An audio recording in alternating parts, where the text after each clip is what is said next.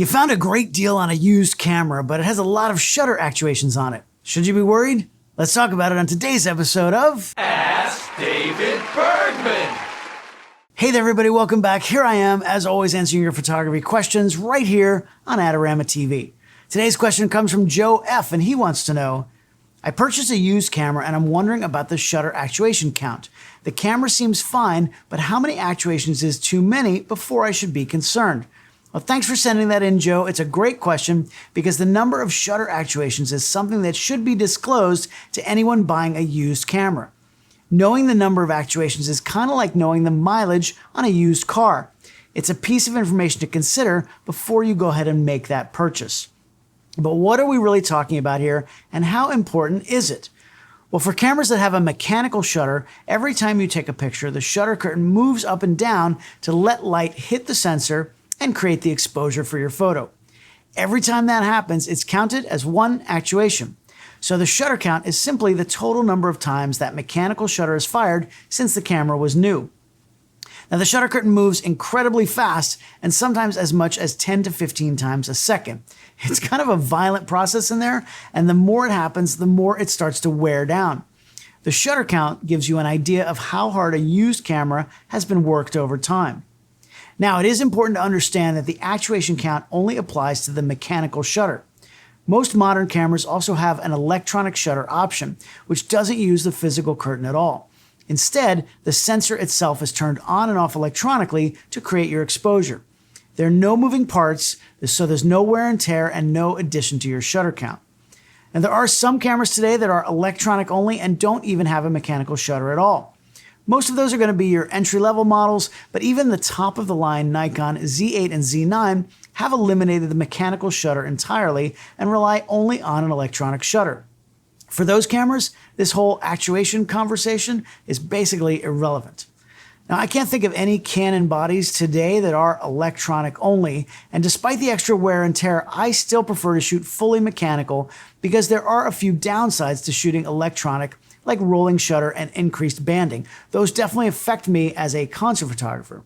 But I will go electronic when I want to be completely silent or I need the highest number of frames per second, like 30 or 40. If you're okay with the potential downsides, shooting electronic shutter more often will definitely extend the life of your camera's mechanical shutter. Now, I go deeper into this mechanical versus electronic shutter pros and cons in a previous video about a third option, electronic first curtain.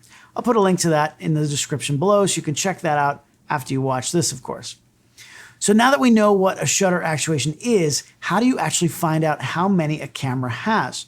Well, it does depend on which brand you're dealing with, and it's honestly more complicated than it should be. Some brands like Nikon and Sony embed their shutter count in the EXIF data of every image the camera takes. EXIF data is just the metadata recorded alongside every photo, and that includes things like shutter speed, aperture, ISO, and the date and time you took the picture. For those cameras, you can take an unedited RAW or JPEG straight from the camera, upload it to any number of free online tools, and get that number instantly. CameraShutterCount.com is a popular one, but there are plenty of others out there. Just make sure the file hasn't been processed through editing software first, because that can strip out the information that you're looking for. Canon is a bit trickier for some reason. They don't embed the shutter count in EXIF the same way, so online tools are going to be hit and miss. Your best bet is dedicated software that connects to the camera via USB. I used the Shutter Count app on my Mac when I was selling some older bodies, and it did work pretty well. Success will vary on the camera model you're using, but it's worth trying out. Of course, I'll put links to all this stuff in the description.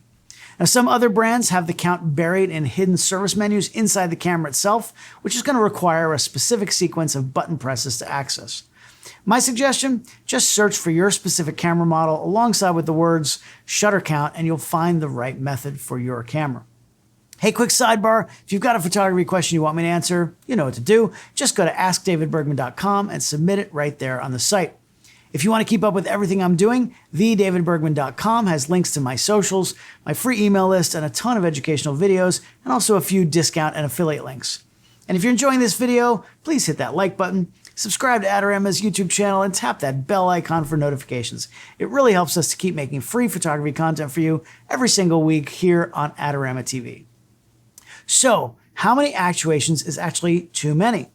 Well, every camera manufacturer publishes a rated shutter life for each specific body.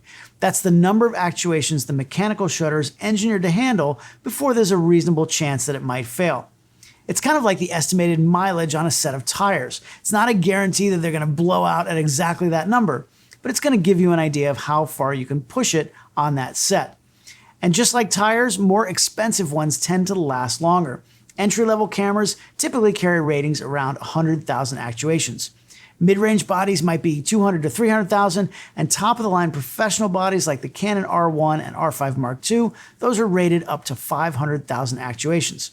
Other brands have similar ranges across their lineups.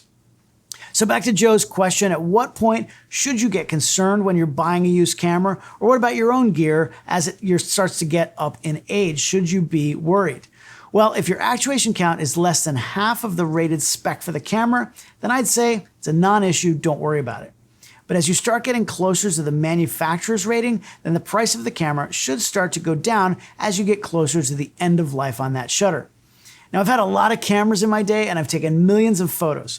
10 or 15 or 20 years ago, I would blow out a shutter every few years. But honestly, I haven't had one break since then, knock on wood. I think that's partially because the cameras do continue to get better and better, and also because I shoot occasionally using the electronic shutter, which is going to save the wear on the mechanical one. Realistically, most people are never going to get even close to the max rating on their camera.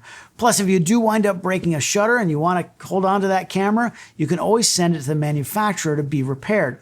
It is going to be a lot less expensive than buying a whole new camera, and it does reset your shutter count to 0, giving your camera a whole new life. By the way, if you do shoot that kind of volume, make sure you join something like Canon Professional Services or the Pro Support service of your camera brand. Some CPS levels offer expedited repair times and loaner gear to use while your camera is in the shop getting that shutter repaired. There's a free tier, but the paid ones are worth every penny. Something else to be aware of is that the number of actuations, it's only one piece of the puzzle when you're buying a used camera. Battery health, overall cosmetic condition, and the shape of the sensor also matters as well. If there are scratches or other things like that, that's way more concerning than number of actuations. Don't let the shutter count alone make or break your decision. A camera with higher miles but a clean bill of health in every other way is probably going to be a better buy than a low mileage one that's been beaten up or poorly maintained. So Joe, I hope that answers your question. The shutter actuation count is worth knowing when you're buying a used camera, but it's really just one number along with many things to consider. Modern cameras are more reliable than ever, shutters last longer than they used to, and even if one does fail, it is a fixable problem. So don't let the numbers scare you away from an otherwise great deal. What do you all think? Have you ever had a shutter fail on you? Or have you bought a used camera with a high shutter count that turned out to be a great investment? Let me know down in the comments below. And check out that video I mentioned about the difference between mechanical, electronic, and first curtain electronic shutters by clicking the link on the screen. It's a good deep dive into the difference between shutter modes and is important stuff to understand. Thanks so much for watching Adorama TV. I'll see you next time right here on Ask David Bergman.